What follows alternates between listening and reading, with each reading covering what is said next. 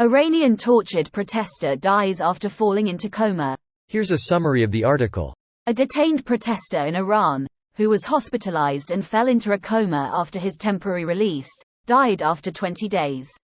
The funeral ceremony of Mehdi Zareh Ashkezari was held in Ashkizar, Yazd province, while his name was first mentioned as one of the detainees during the protests.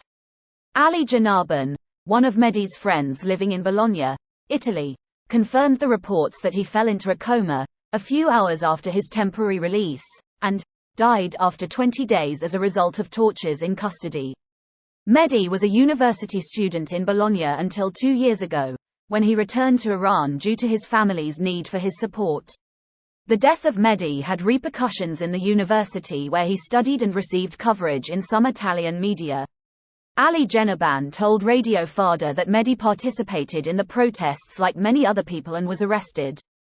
Genaban also noted that Mahdi's colleagues and Iranians living in Italy are going to hold rallies in Bologna in the coming days to protest.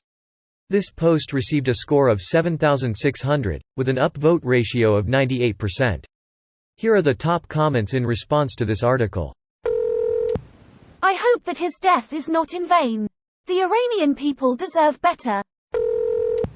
Not unlike Masa Amini, whose death sparked the riots. Those fuckers really like bashing innocent people around, huh? I'm not sure what fate becomes them, but I sincerely hope it'll be decided by the Iranian people fighting for their freedom right now. I know a lot of Iranian people in America since there are a lot of them in the city where I live. Not one calls themselves Iranian, they are all Persian. In their eyes, the government of Iran is a disgrace to Islam and all the good Muslims around the world who suffer for Iran's choices. I went to school with a kid whose parents came from Iran when the shit all went down and the current regime took control. It was easy for them because they were both biomedical engineers and have done really well since coming over because that's a well-paying job in demand. It was really interesting because they loved their heritage and where they were from, but they were very adamant they were Persian.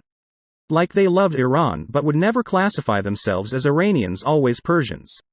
Seems right. When you love your culture, but hate what your country became to the point of leaving it, you still need a name for it. And it just so happens that Persia was the old name of Iran. This is horrendous. What kind of humans are these Iranian leaders? These are not human as they have no basic sense of humanity. Really hope they reap what they sow. This is insane level of stupidity. Rip this brave martyr. He's a hero who risked his life to protest for what's right. He did the best he could. They are among the worst humans ever lived.